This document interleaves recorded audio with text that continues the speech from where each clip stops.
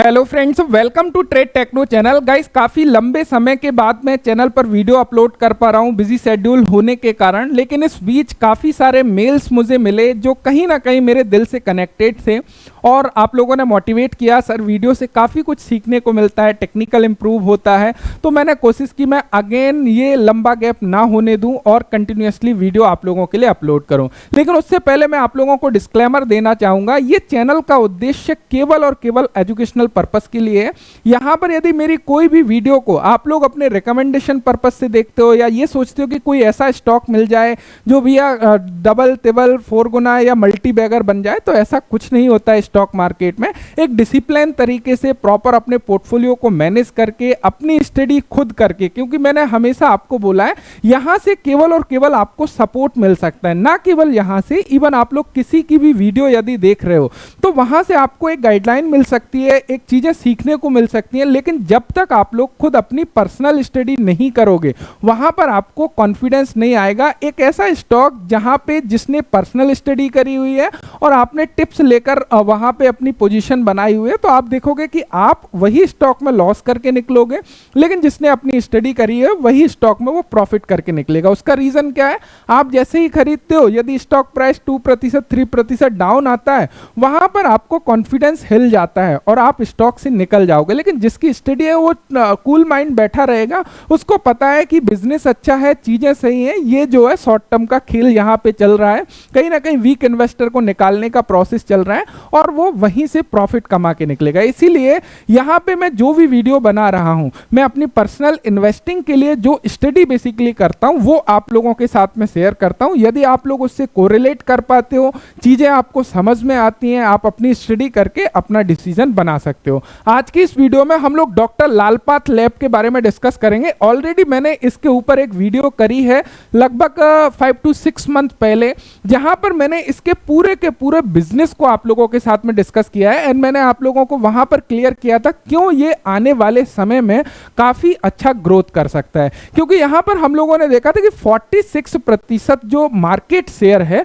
वो unorganised player के पास में है, लेकिन जैसे जैसे education and per capita income बढ़ती जा रही है वहां पे ये जो है ऑर्गेनाइज्ड प्लेयर के पास में शिफ्ट होते जा रहा है। उसका रीजन क्या है? आप बीमार पड़ते हो, पैथोलॉजी जाते हो, अभी लोकल में कहीं भी आप जाके टेस्ट कराते हो, वहां पे सबसे बड़ा डाउट आता है क्या ये टेस्ट सही भी है या फिर नहीं। तो उसके लिए क्या होता है कि भैया एक ऑर्गेनाइज्ड प्लेयर है, डॉक्टर लालपाथ लैब है, तो वहां पे आप टेस्ट करा के एक थोड़ा सा कंफर्मेशन तो उस तरफ कहीं ना कहीं शिफ्ट होते हुए नजर आ रहा है और ये चीजें हम लोगों को क्लियरली नजर आती हुई दिख रही हैं। इसके चाहे आप लोग फाइनेंशियल को देखोगे या फिर चार्ट पैटर्न में हम लोगों को काफी चीजें नजर आ रही हैं। तो अभी एक महत्वपूर्ण लेवल पर ये नजर आ रहा है हम लोगों को कहीं ना कहीं, तो इसके बारे में हम लोग डिस्कस करेंगे। लेकिन थोड़ा सा एक और चीज आप लोग यहां पर देखोगे, यदि हम लोग यहां पर शेयर होल्डिंग पैटर्न देखने लगे डॉक्टर लालपाथ लैब की, तो यहां पर promoter holding as it is same आपको नजर आ रही है। पिछले क्वार्टर में 54.6%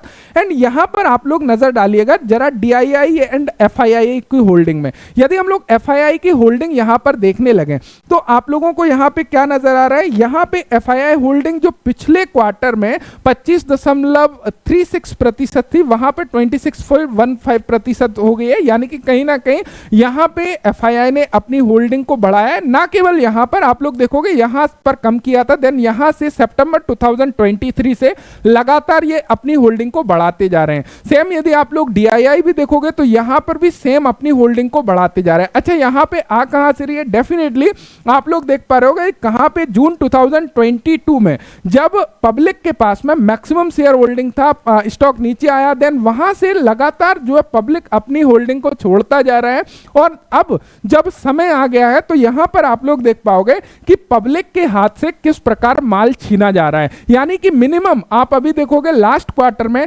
9.24% की होल्डिंग ओनली पब्लिक के पास में पड़ी हुई है, बाकी सारी होल्डिंग बड़े हाथों में चली गई है। यानी कि प्रमोटर तो एज इट इज है ही, FII DII बहुत अच्छे तरीके से लपक के बाइंग यहां पे कर रहे हैं। अब उसका रीजन क्या है? देखो, चीजों को समझिएगा, चार्ट को समझना बेहद जरूरी है। यहां पर यदि मैं डेली टाइम फ्रेम में चार्ट लगाता हूं तो यहां पे क्लियरली चीजें आपको नजर आएंगी यदि आप लोग चीजों को देखना समझना समझ पा रहे हो। तो यहां पे होता क्या है, चीजों को थोड़ा सा समझिएगा। यहां पे क्या होता है, बहुत अच्छे तरीके से स्टॉक प्राइस यहाँ पे आप लोग देखोगे, यदि हम लोग बड़े टाइम फ्रेम में सबसे पहले देखने लगे जिससे कि पिक्चर टोटल तरीके से आपकी क्लियर हो। यदि आप लोग मंथली टाइम फ्रेम में थोड़ा सा एक बड़े पिक्चर में हम लोग इसको देखने का ट्राई करें, स्टॉक प्राइस लगातार यहाँ पे कंसोलिडेशन जोन में रहता है, यहाँ से रैली बनाता है, देन वहां से करेक्शन लेके एक अच्छा खासा कंसोलिडेशन जोन यहाँ पे आप लोगों को देखने को मिल रहा है।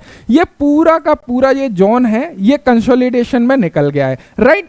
अभी हम लोगों को यहां से क्या चांसेस लग रहा है, क्या यहां से ये ऊपर निकल सकता है, अपने ऑल टाइम हाई को टच कर सकता है। यदि हम लोग इसके ऑल टाइम हाई को भी गाइस देखने लगे तो आप लोग देखोगे इसका जो ऑल टाइम हाई है वो ऑल टाइम हाई है 4251 रुपए के प्राइस का। यदि मान के चलिए ये अपने ऑल टाइम हाई तक भी अपने करंट प्राइस से जाता है, हम मान लेते हैं कि आने वाले एक साल के अंदर भी यदि ये अपने ऑल टाइम हाई तक जाता है तो यहां से जो गेन निकल के आता है वो लगभग 60% का गेन निकल के आता है। और इसके चांसेस क्या नजर आ रहे हैं, अब हम लोग थोड़ा सा डेली टाइम फ्रेम पर चलते हैं, देन वहां पर टेक्निकल को थोड़ा सा समझने का प्रयास करते हैं, वहां पे चीजें जो है कहीं ना कहीं क्लियर। अब गाइस यहां पे थोड़ा सा समझने का प्रयास करिएगा प्राइस एग्जैक्टली कर क्या रहा है। यदि हम लोग थोड़ा सा प्राइस के पॉइंट ऑफ व्यू से देखने लगे तो यहां पर सिंपल एक रेजिस्टेंस बना हुआ है और इस रेजिस्टेंस से स्टॉक प्राइस बार बार नीचे आ रहा है। यहां पर देखो अगेन रिवाइव करने का ट्राई किया, नीचे आया, यहां पर टच किया, अगेन नीचे आया, यहां पे टच किया, अगेन नीचे आया। लेकिन उससे पहले यहां पर एक ट्रेंड लाइन को ब्रेक बहुत अच्छे तरीके से किया, रीटेस्ट किया ऊपर, यहां पर इसने लगभग इस रेजिस्टेंस को टच किया, अगेन नीचे आया। तो यहां पर एग्जैक्टली हुआ क्या, यहां पर काफी देर तक कंसोलिडेट स्टॉक प्राइस किया। यहां पर आप लोग देख सकते हो ये एक कंसोलिडेशन फेज था जहां पर काफी लोगों ने पोजीशन अपनी बनाई थी एंड मैंने इस लेवल के आसपास कहीं पर आप लोगों के लिए वीडियो भी बनाई थी जब स्टॉक जो है नीचे जाके अगेन ऊपर आया। तो यहां पर बेसिकली हुआ क्या है, यहां पर एक चीज ध्यान दीजिएगा, धीरे धीरे स्टॉक प्राइस नीचे आता है, धीरे धीरे नीचे आता है स्लो एंड स्टडी। और यहां पर आप लोगों को एक चीज क्लियर नजर आ रहा होगा कि यहां पर स्टॉक ने लगातार फॉल किया। यहां पर आप लोग देखोगे स्टॉक ने लगातार फॉल किया और ये फॉल यदि हम लोग देखने लगे, ये फॉल लगभग कितने प्रतिशत का फॉल है, यदि हम लोग यहां से लगातार back to back red candle की बात करें तो यहां पर आप लोग देखोगे बैक टू बैक इसने लगभग 15% का फॉल दिखाया। और ये फॉल किसके लिए है, सिंपल सा मतलब है, यदि आप लोग थोड़ा सा साइकोलॉजिकल समझ पा रहे होगे तो इस जोन में जो भी लोगों ने यहां पर बाइंग करी है उनको धीरे धीरे रेड में लेके गया, देन यहां पर डराकर सभी को डेफिनेटली यहां से क्विट कराया। उसके बाद में होता क्या, बहुत ही स्मार्टली तरीके से यहां पर प्ले हुआ। ये जो फॉल आया लगभग 5-7-8 डेज में जो फॉल आया वो लगभग 3 to 4 डेज में पूरा रिकवर करके देन यहां से स्टॉक प्राइस ऊपर जाने का ट्राई कर रहा है। और अभी आप लोग देख सकते हो लगातार यहां से ऊपर जा रहा है। इसका क्लियर सा मतलब है कि यहां पर क्लियरली जो वीक इन्वेस्टर है या जो रिटेलर है उसको क्लियरली यहां से निकालने का पूरा पूरा प्रयास किया गया है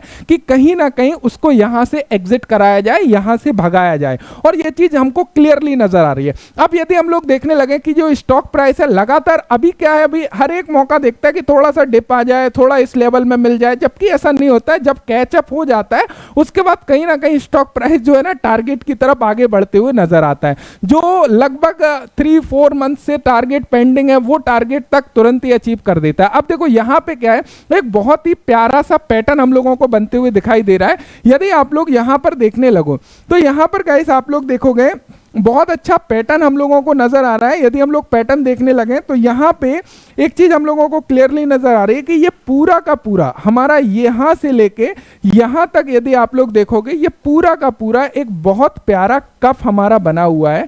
एंड यहां पर हम लोग देखने लगे तो यहां पर ये एक बहुत अच्छा हैंडल हमारा बन चुका है, बन के एटलीस्ट रेडी हमारा हो चुका है। यहां पर जैसे ही ये हमारा एक पूरा का पूरा हैंडल है तो यहां पे एक बहुत प्यारा सा कप विथ हैंडल पैटर्न बनते हुए नजर आ रहा है। एंड यहां पर इसके बिहाफ पर यदि हम लोग टेक्निकल टारगेट देखने लगे इस टेक्निकल पैटर्न के आधार पर तो जो हमारा टेक्निकल टारगेट निकल के आता है, हमने पूरा कप का डेप्थ लिया, देन यदि हम लोग इसको ऊपर प्लॉट करने लगे तो हमारा जो टेक्निकल टारगेट निकल के आएगा। वो टेक्निकल टारगेट हमारा कितना निकल के आ रहा है, लगभग समवेयर अराउंड, यदि हम लोग इस टेक्निकल टारगेट को देखने लगे तो लगभग जो हमारा टेक्निकल टारगेट है वह 3750 के आसपास का टेक्निकल टारगेट निकल के आ रहा है।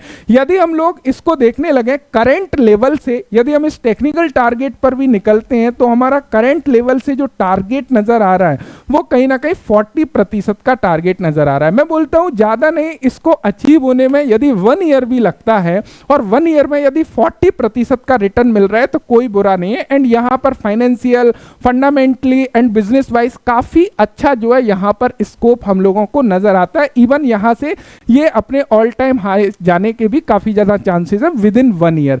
तो ये मेरा पर्सनल व्यू है, मेरी पर्सनल स्टडी है, आप इसके ऊपर और गहन स्टडी अपनी कर सकते हो। एंड यदि थिंकिंग आप लोगों की मैच करती है, चीजें आपको समझ आती है, तो डेफिनेटली अपना डिसीजन अपने हिसाब से बना सकते हो। So thank you so much video देखने के लिए, thanks for watching and bye bye.